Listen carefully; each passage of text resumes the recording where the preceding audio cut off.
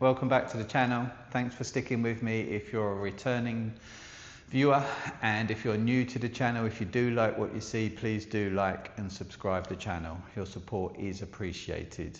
If you do want more access to me, I've got a couple of links in the description below. One is just a spiritual kind of community, men and women welcome, where we can just find ways to chill out. And the other one is men specifically support community, where we can kind of hold each other accountable, and just a place to share and just be true and explore male archetypes and spirituality and consciousness and science and all the stuff. But links below. It'll be lovely to see you there. You get daily access to me and all that kind of stuff, but I'm not going to go into that.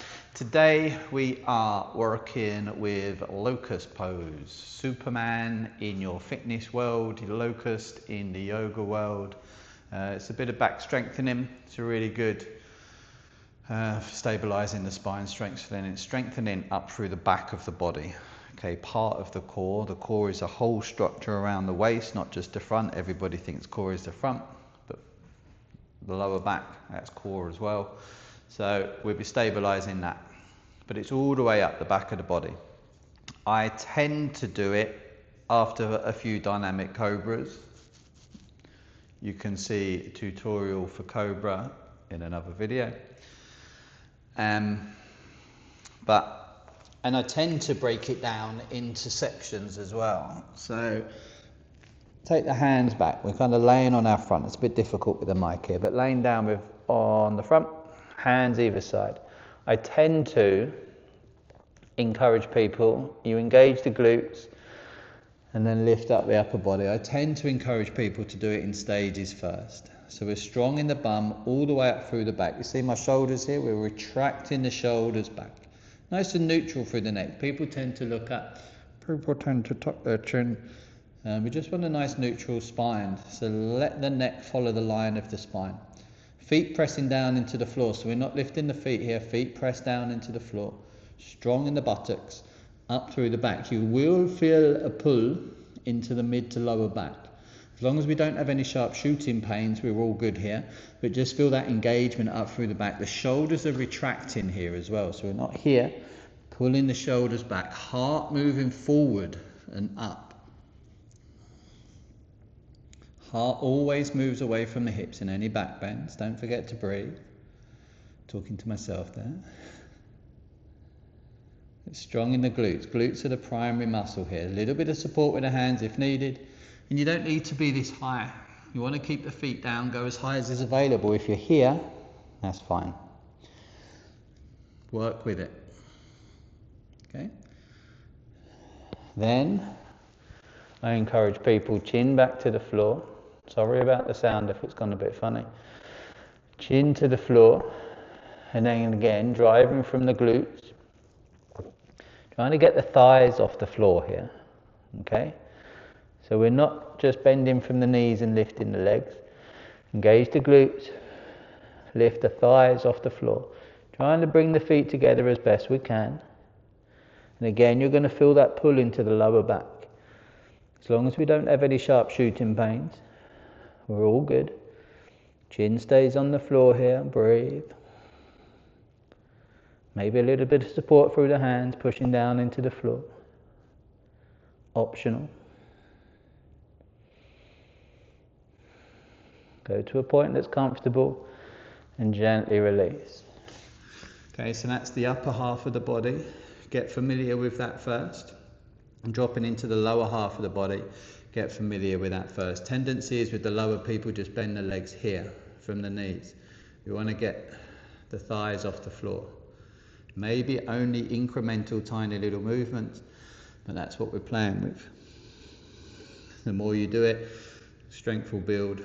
Flexibility with your consistent practice will open up. Full locust, again in the fitness world it's known as Superman. I quite like to call it skydiver. But hands either side, chin on the floor, feet pulling towards each other. Take a nice inhale.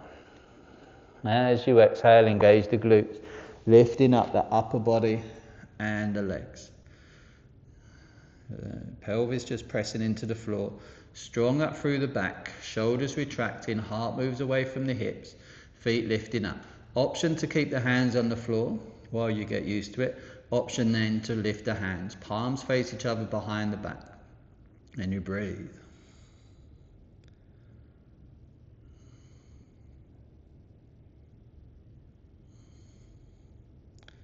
Strong through the back of the body.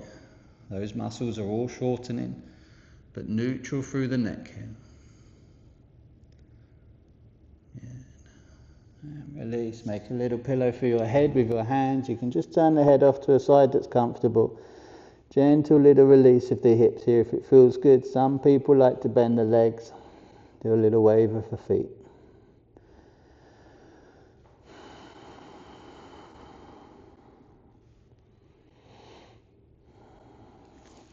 Good. It's very simple, very basic exercise, but really good complement, especially if you're doing a lot of abdominal work. It's really good. Again, we did it in the last series, the core, we did side as well, and we did a few bridges as well, but this is a really nice one as well. I normally do it at the start of the practice with some cobras, dynamic cobras, then into your locust pose, just to warm up and prepare the spine before going into the deeper back bends. Okay, it's a really good one, but if you did that, you did a plank, you started doing locust or Superman or skydiver, it's just my brain, it's weird. Then you get nice core stabilization, a couple of side planks and stuff like that. Tip top. Really good for strengthening and protecting the back. Even the front and the sides, really good for protecting the back. Strong hips, stable hips, good for protecting the back. Okay, we're like puppets on a string. It's not just worth, oh, I've got back pain, work the back, back, back, back, back. It's not the way it works. You need to work the whole structure. Stabilization, head to toe. It all pulls on each other. Okay, if you're strong in one point, it's when you start getting lordosis, you get that steep lumbar compression, your bum sticks out like that because your muscles in your back are all tight, but you've got no support from the front. Likewise, you get strong, super strong core, all the muscles at the front shorten, then you've got a rounding of the lower back, you've got no stabilization, so you want that stability. Okay, even when you're walking, you can gently engage the core, lifting the front of the pelvis up towards the chin, gives you a more neutral so your bum's not sticking out. Pay attention to it when you're walking up steps as well. Talking from personal experience here, but when I was walking up steps, my girlfriend, she had a disc go. And it was when I started, she was doing some exercise, I started walking upstairs and I noticed that my bum would stick out, my back would arch. So it's difficult because but bring awareness to it. See how you're sitting in the day-to-day. Do you sit with your back rounded? Do you sit with your bum out like that? And see how you're doing, because that's all putting pressure on your spine. So stabilize around this core, waist area, hips area, and see what difference it makes. And bring awareness to your position, your posture, because you can do X amount of exercises a day, but if your posture's bad throughout the day, you're still going to get kind of issues around the back. There, yeah, anyway, went off there. But that's locust pose in a nutshell. Nice and simple. Keep it simple. Work with the upper body, work with the lower body. Get comfortable and familiar with those positions and then lift up into the full pose. Okay, break it down. We're in no rush. Stability comes first. Comfortability, being comfortable with the pose is important. And then go into the deeper variations. Down your head.